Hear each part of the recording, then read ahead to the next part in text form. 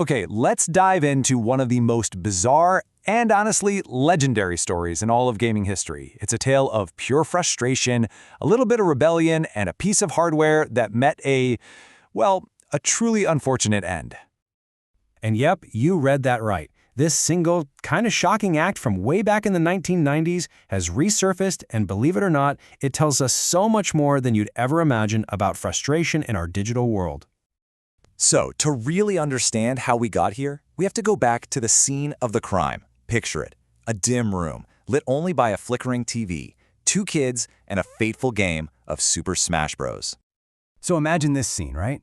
One player is just floating and dropping, over and over again, with that unstoppable Kirby down special, the brick. The other player, as Link, is just getting completely walled out. And after the 10th loss in a row, the defeated player did the unthinkable. He created a moment that would literally become internet folklore. Now here's where it gets really interesting. Researchers have actually broken this whole thing down into a predictable, scientific process. This wasn't just some random tantrum, oh no, it was a biological cascade. So it all starts with the game itself, that repetitive, infuriating brick attack. This triggers a huge stress response in the brain, which then leads to a full-blown physiological event, ending in what experts call an atavistic reset, which is, a fancy way of saying your rational brain just clocks out and a much more primitive, instinctual part of you takes the wheel. Get this, in lab simulations of this exact scenario, players' cortisol levels spiked by 240%. This wasn't just feeling frustrated, it was a biological overload.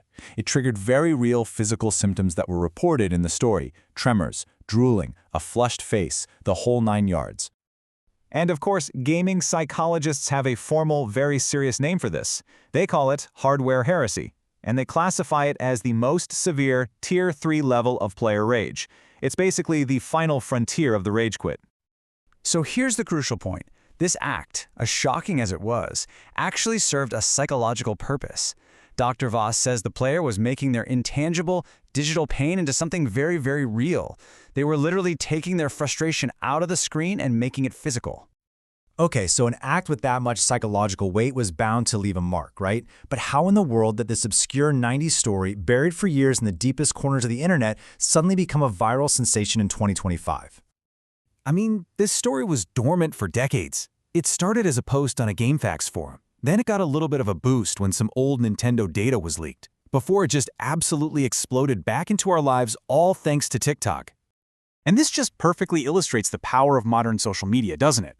A story that's nearly 30 years old got almost 5 million views. It just goes to show you how that retro gaming nostalgia can collide with today's platforms and create a massive cultural moment. But this incident also highlights a huge shift in how we handle gamer rage. What was once a private, isolated meltdown in your bedroom is now often a public performance, recorded and even monetized in meltdown montages for millions to see online. But this isn't just a funny, kind of gross story. It actually points to a massive, really costly issue inside the entire gaming industry. Frustration, it turns out, has a real price tag.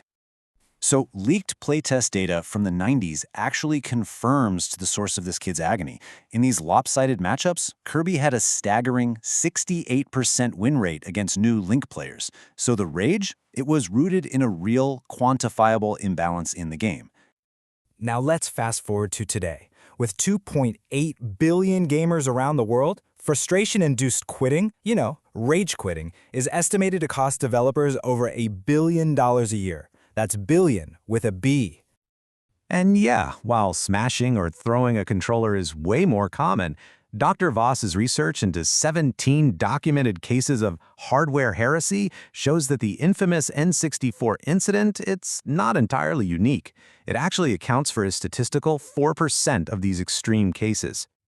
So, the industry has definitely taken notice, and this has led to some pretty fascinating real-world responses. We're talking about the American Psychological Association issuing de-escalation drills for game designers, developers are building in cooldown timers, or even suggesting you swap your character, and you're not going to believe this. Support groups like Rage Quit Anonymous have seen a 22% jump in membership, with millennials literally working through their childhood brick trauma.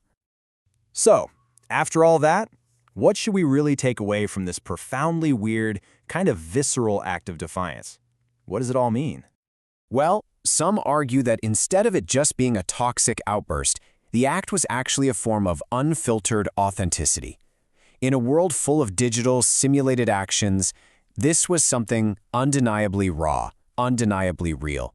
The player basically transformed the console, the source of all his pain, into a scapegoat. That N64 absorbed the symbolic weight of the game's unbalanced design, and in doing that, it offered the player this strange kind of deliverance. In the end, the source article for all this leaves us with this surprisingly profound takeaway from a truly messy event. It kind of suggests that a victory of a different sort was won that day. And that really is the ultimate legacy of this whole story. In our digital lives, we play inside these systems with rules we just can't change. So when a game feels rigged or an algorithm feels stacked against you, what does it truly mean to reset? This one bizarre act reminds us that sometimes the most human response to digital unfairness is to make our frustrations undeniably physically real.